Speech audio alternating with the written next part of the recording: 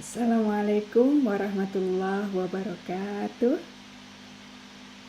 Para eksaminer yang saya hormati, Dr. Zaimu Arifuddin Syukri dan Dr. Dilah Bintua. Izinkan saya memperkenalkan diri.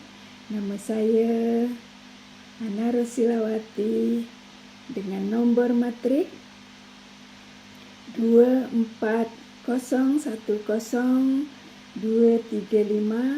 dari Fakulti Pendidikan, Bahasa, dan Komunikasi.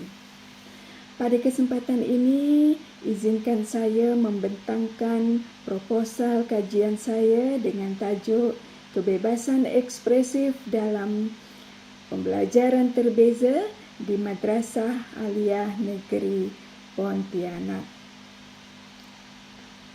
Kajian ini dilatar belakangi oleh fakta bahawa setiap pelajar mempunyai latar belakang, minat dan gaya pembelajaran yang unik. Oleh sebab itu, pembelajaran terbeza muncul sebagai penyelesaian untuk menyesuaikan pengajaran dengan keunikan mereka. Salah satu elemen penting dalam pembelajaran terbeza itu ialah kebebasan ekspresif. Kebebasan ekspresif ialah hak pelajar untuk dapat meluahkan pikiran, pendapat dan perasaan secara bebas dan selamat dalam proses pembelajaran. Malangnya, dalam keadaan sebenar, tidak semua pelajar bebas mengekspresikan diri mereka dalam pembelajaran.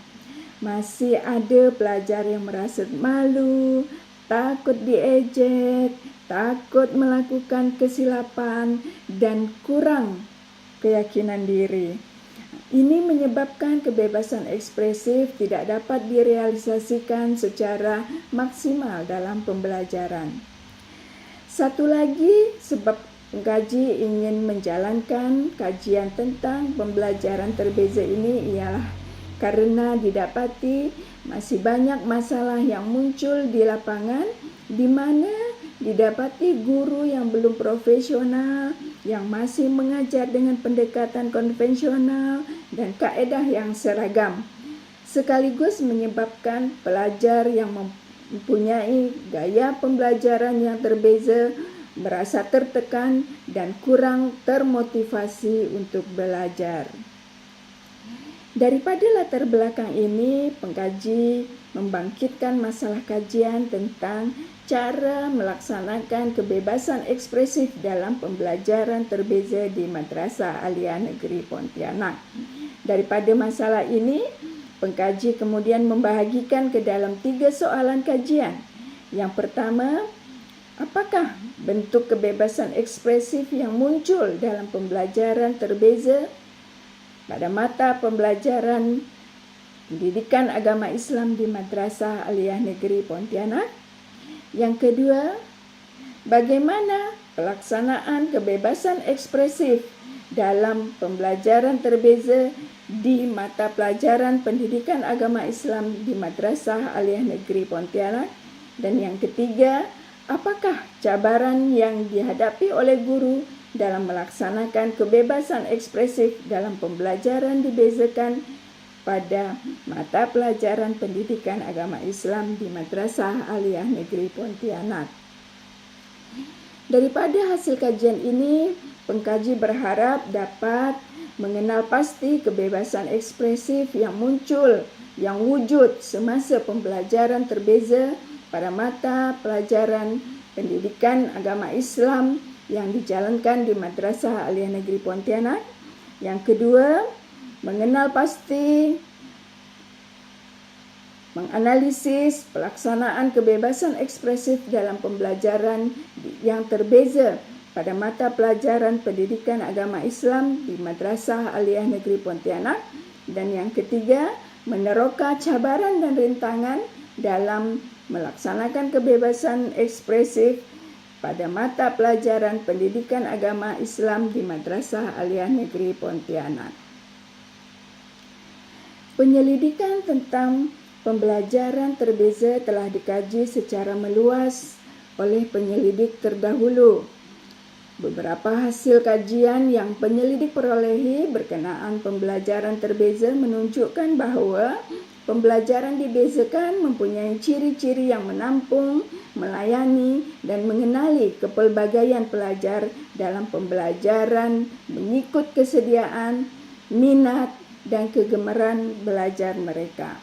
Daripada analisis 16 artikel jurnal yang penyelidik dapatkan, majoriti jenis penyelidikan dibangunkan menggunakan kajian tindakan bilik darjah dan tinjauan literatur.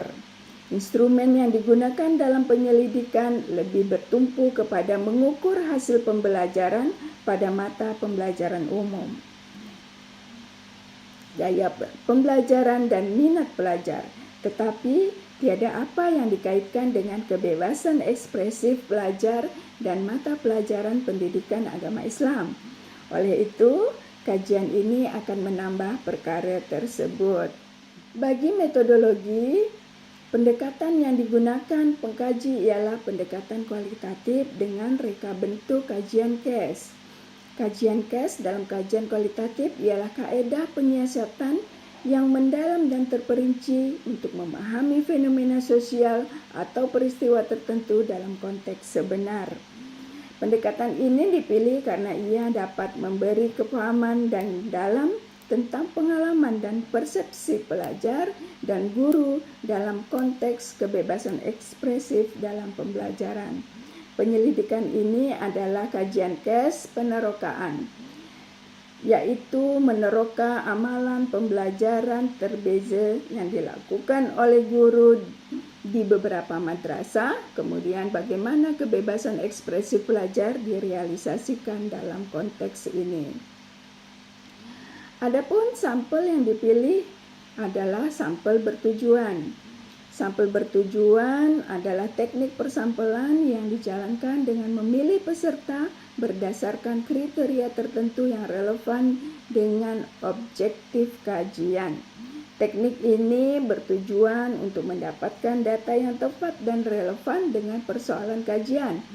Adapun sampel yang dipilih oleh pengkaji yaitu ketua madrasah, timbalan ketua madrasah kurikulum, guru kumpulan PAI, dan pelajar yang berada di bilik darjah pada masa penyiasatan dijalankan. Nah, untuk mendapatkan data dalam penelitian ini digunakanlah beberapa instrumen. Di antaranya yang pertama adalah garis panduan pemerhatian dan nota lapangan. Yang kedua, temu bual. Kemudian yang ketiga, dokumentasi. Untuk menganalisis data dalam penyelidikan ini, peneliti mengikuti langkah-langkah yang dicadangkan oleh Johnny Saldana sebagai berikut. Yang pertama adalah transkripsi, yaitu proses mengubah data wawancara dan pengamatan menjadi teks yang bertulis. Transkripsi dijalankan dengan tujuan untuk mendapatkan data yang tepat dan boleh dibaca. Yang kedua adalah pengekodan, yaitu proses mengenal pasti dan mengklasifikasikan data ke dalam kategori atau tema. Matlamatnya ialah untuk mendapatkan pemahaman yang lebih mendalam tentang data. Kemudian analisis yang ketiga dilakukan dengan cara menentukan tema, yaitu proses mengenal pasti pola atau tema yang muncul dari data. Tujuannya adalah untuk mendapatkan pemahaman yang lebih mendalam tentang fenomena yang dikaji. Dan yang terakhir yaitu interpretasi, di mana pengkaji melakukan pemberian makna pada data yang telah dikodekan dan tema yang telah ditentukan, sehingga pemahaman yang lebih mendalam tentang fenomena yang dikaji diperolehi. Dalam pelaksanaan penelitian tersebut, tentu saja pengkaji harus mematuhi beberapa etika yang menjadi ketentuan penyelidikan. Jadi peneliti harus mengutamakan kejujuran dan integriti, objektiviti dan kesedaran berat sebelah, serta ketelusan dan accountability. Demikianlah pembentangan proposal kajian yang peneliti lakukan. Terima kasih atas segala perhatiannya. Mohon maaf atas segala kekurangan. Billahi taufiq wa hidayah. Assalamualaikum warahmatullahi wabarakatuh.